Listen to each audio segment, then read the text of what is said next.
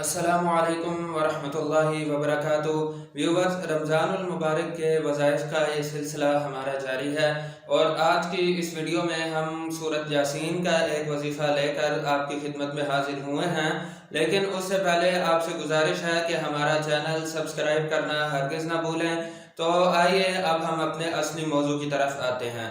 सूरत यासीन के नाम से कौन वाकिफ़ नहीं, ये कुरान पाक की नहायत ही मशहूर सूरत है और ये ऐसी अजीम शान सूरत है जिसको कुरान पाक का दिल भी कहा जाता है। और हमारे यहाँ ये बुज़ुर्ग भी इसको याद करते हैं, बच्चों को भी याद करवाई जाती है।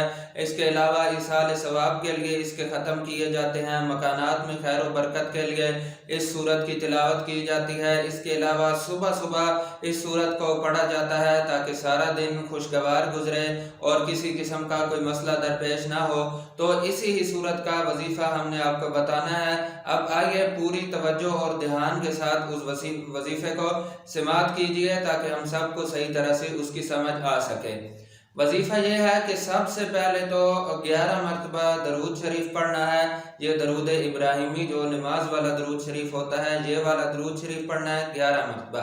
उसके बाद सूरत यासीन पढ़ना शुरू करनी है और जब आप सूरत यासीन पढ़ेंगे तो आपको ये महसूस होगा कि सूरत यासीन में 7 मुख्तलिफ जगह पर मुबीन का लफ्ज़ आया है। मसलन वकुल्ल शैइन अहसैनाहु फी इमामिन मुबीन, या वमा अलैना इल्लल बलाउल मुबीन, या फिर इन्नी इज़ल लफ़ी ज़लालिम मुबीन, फिर इन अंतुम इल्ला फ़ी ज़लालिम मुबीन वगैरह। तो जब ये मुबीन का लफ्ज़ आए तो आपने वहाँ पर रुक जाना है। सूरत यासीन आगे नहीं पढ़नी बल्कि करना इस तरह है कि मुबीन लफ्ज़ पर रुक कर हर मरतबा बिस्मिल्लाहिर्रहमानिर्रहीम पढ़ के फिर पूरी सूरत फातिहा पढ़नी है और 7 मरतबा पढ़नी है। यानी एक मुबीन पर 7 मरतबा सूरत फातिहा और हर मरतबा बिस्मिल्लाहिर्रहमानिर्रहीम भी 7 पढ़ना है। तो इस तरह 7 दफ़ा मुबीन का लफ्ज़ पूरी सूरह यासीन में है तो कुल 49 दफ़ा ये सूरत फातिहा हो जाएगी।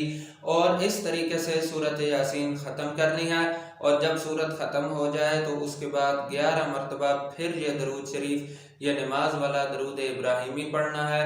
तो ये आपका अमल एक दिन का मुकम्मल हो जाएगा और इसके बाद अपनी हाजत के लिए दुआ मांगनी है और इस तरह उस वक़्त तक करते रहें जब तक आपके दिल में अपनी हाजत के बारे में इत्मीनान पैदा ना हो जाए कि अब अल्लाह ताला अपने करम से मेरी इस हाजत को पूरा कर देगा, या अगर पूरा ना भी किया तो इसमें अल्लाह ताला की कोई हिकमत है और इसका बदला मुझे आखिरत में इंशाअल्लाह ताला ज़रूर मिलेगा। तो अगर कोई हाजत या कोई मसला ना भी हो तो तब भी अगर हर जुम्मे को ऐसा करते रहें तो इंशाअल्लाह इसके बहुत से फ़ायदे हैं जो आप जब ये अमल करेंगे तो आपको महसूस होंगे।